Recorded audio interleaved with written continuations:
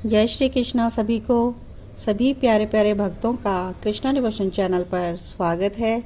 हम सभी श्रवण कर रहे हैं श्री कृष्ण चरित अमृतम, गोविंद की प्यारी लीलाओं का अद्भुत ग्रंथ। और आज हम भाग 138 श्रवण करेंगे और आज का शीर्षक है गोविंद का दिव्य अभिषेक। तो आइए श्रवण करते हैं। पिछले भाग में हमने श्रवण कर लिया था कि इंद्र को अब अपनी गलती का एहसास हो गया था और वह जान गया था कि श्री कृष्ण संपूर्ण ब्रह्मांड के स्वामी हैं और उनके पलक गिरने मात्र से ही हजारों सहस्रों इंद्र पैदा हो जाते हैं और मरते हैं। और आज का एपिसोड उसी को कंटिन्यू कर रहा है। आगे इंद्र क्या कह रहे हैं, आइए श्रवण करें। इंद्र कहते हैं कि मैं सोचता रहता था कि वेद मुझ इंद्र की स्तुति करते हैं, पर मैं कितनी गलतफहमी में था। मेरा नहीं, श्री कृष्ण को ही इंद्र कहकर वेदों ने स्तुति की है। यह रहस्य मुझे आज समझ में आया है। इंद्र ने ब्रज त्याग दिया, ऐरावत हाथी को भी त्याग दिया और इंद्र अकेले खड़े हैं। कहाँ जाऊं अब, उनकी कुछ समझ में नहीं आ रहा और सोच रहे हैं अपनी स्थिति को, और उन्हें ये हास्यजनक लग रही है कि मैं देवराज हूँ। यह कहना मैं देवराज हूँ। यह इंद्र क्रिया शक्ति का देवता है, हाथ है क्रिया शक्ति का केंद्र, पर मेरी इस बात को नंद नंदन ने झुठला दिया है। तभी तो अपने हाथ में गोवर्धन को धारण करके मुझे ही यह संदेश दिया है कि सच में तुम नहीं, मैं ही हूँ क्रिया शक्ति का आदिदेव इंद्र। ओहो, मेरे ऊपर ये कृपा हुई है सर्वेश्वर की, नहीं तो मैं तो अपने आप को ही सब कुछ मान बैठा था। वेद मेरी ही स्तुति करते हैं यह सोचकर मैं इतराता था, पर सही में सबके ईश्वर तो श्री कृष्ण ही हैं। इंद्र, कुबेर, वरुण, अग्नि, वायु सब कुछ वही हैं। उन्हीं के कारण है वेद में जो भी लिखा है इंद्र नाम से, वो सब कर्म इंद्रिय के अधिदेवता भी तो यही हैं। ये प्रत्यक्ष प्रमाण भी दे दिया है स्वयं सर्वेश्वर श्री कृष्ण ने।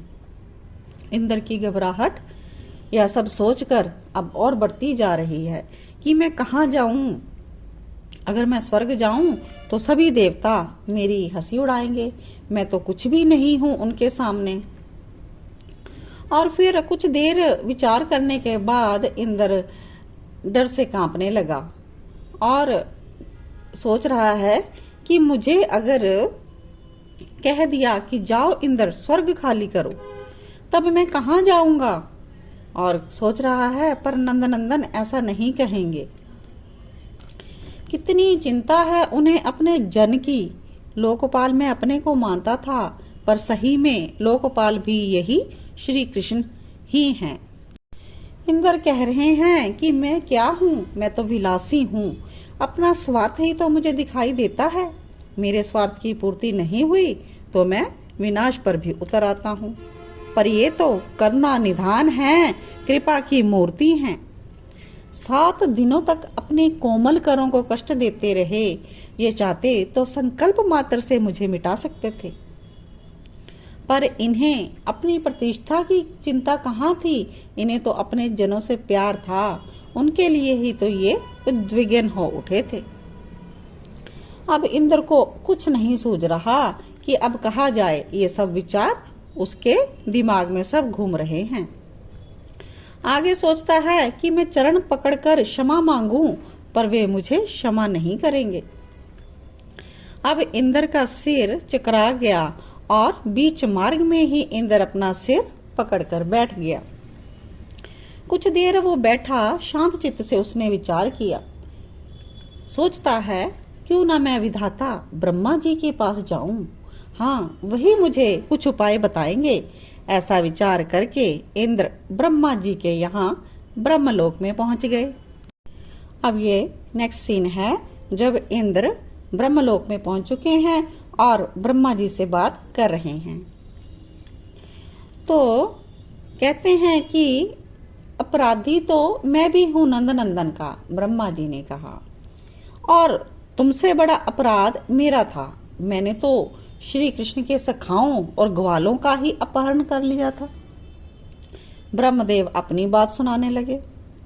उसके बाद मैंने नंद नंदन से बहुत क्षमा याचना की, पर नहीं, वे नहीं माने, ना उन्होंने मुझे क्षमा किया। अच्छा, इंद्र कहते हैं तो क्या श्री कृष्ण चंद्र जी मुझे क्षमा नहीं करेंगे? हे ब्रह्मदेव, आपके पास क्या कोई उपाय नहीं है? और ब्रह्मा जी ने सोचा तो कुछ ही देर में ब्रह्मा का मुखमंडल खिल गया। क्या बोले? गोपाल तो गो से ही प्रसन्न होते हैं। ओम सुरभय नमः। ब्रह्मा जी इतना ही बोले थे कि रंभाती हुई गोलोक धाम से सुरभि गाय भी उतरी। ब्रह्मा जी ने स्वयं प्रणाम किया था सुरभि गाय को। इंद्र ने प्रार्थना की, हे माता, गोपाल के सामने मुझे पहुंचा दे और वे मुझे क्षमा कर लें, अपनी शरण में ले लें।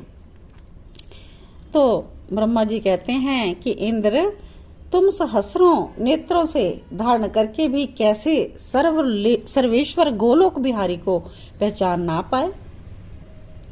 क्योंकि इंद्र के हजारों नेत्र उसके सारे शरीर पर चिन्हित हैं। तो ब्रह्मा जी कहते हैं कि आप इतने नेत्र हैं, उनसे भी सर्वेश्वर गोलोक बिहारी को पहचान क्यों नहीं पाए? वे कोप नहीं करते, सर्वेश्वर ही कोप करेंगे तो बचेगा कौन? इंद्र, तुम्हें क्या लगता है कि वृंदावन बिहारी तुमसे रुष्ट हैं? अगर वे रुष्ट होते तो तुम्हें त्रिलोकी में कोई बचा ना पाता, अभी तक तुम बचे ना होते। और सुरभि गाय का भी प्रेम पूर्ण आश्वासन मिला अब उनको। तो इंद्र ने ऐरावत हाथी को छोड़ दिया और सुरभि गाय को यहाँ पृथ्वीलोक में उतरने के लिए कह रहे हैं, चलो मेरे साथ। और वे पैदल उतरे थे आगे आगे सुरभि गाय को करके। अब वो पहुंच गए वृंदावन में। अब नेक्स्ट सीन वृंदावन का। यहाँ पर कन्हैया हैं और सभी ग्वाल बाल। तो कह रहे हैं, तुम सब जाओ, मैं आ रहा हूं अभी। वहां पर एक सुंदर सी शिला थी। सब ग्वाल बाल लौट गए कन्हैया की बात सुनकर, और इतना कहकर कन्हैया वहीं पास में पड़ी हुई वो शिला थी सुंदर, उस पर बैठ गए। ग्वाल बाल सब रुकना चाहते थे, पर कन्हैया ने कहा, मुझे कुछ समय अब एकांत चाहिए, इसलिए आप जाओ। तो सब लोग चले गए कि हाँ हाँ, कन्हैया ने कुछ समय एकांत में बनाना है। मनसुख ने सबको कहा और सबको साथ लेकर चले गए। एकांत में बैठे हैं श्याम सुंदर, बड़े ही सुंदर। मोर का पंख सिर में सुशोभित हो रहा है, मंद मंद मुस्कुरा रहे हैं। तभी ऊपर से सुरभि गाय उतरी, उनके पीछे इंद्र थे। इंद्र ने तो पृथ्वी में आते ही साष्टांग प्रणाम किया और सुरभि भी बोल उठी, मेरे गोविंद हो आप। मैं नहीं मानती किसी इंद्र को, मेरे लिए और मेरी गौओं के इंद्र आप ही हो, इसलिए मैं आपको आज से नाम देती हूँ गोविंद। इतना कहकर सुरभि ऊपर की शिला में चली गई और नीचे गोविंद ने अपना मोर मुकुट उतार कर रख दिया। पीली पीताम्बरी पास में ही रख दी, वनमाला उतार दी।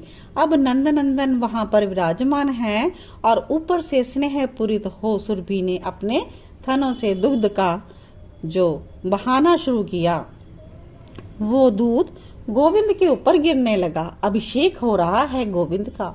स्वयं ब्रह्मा आकाश में उपस्थित हैं, उनके चारों मुखों से सस्वर वेद मंत्रों का उच्चारण शुरू हो गया।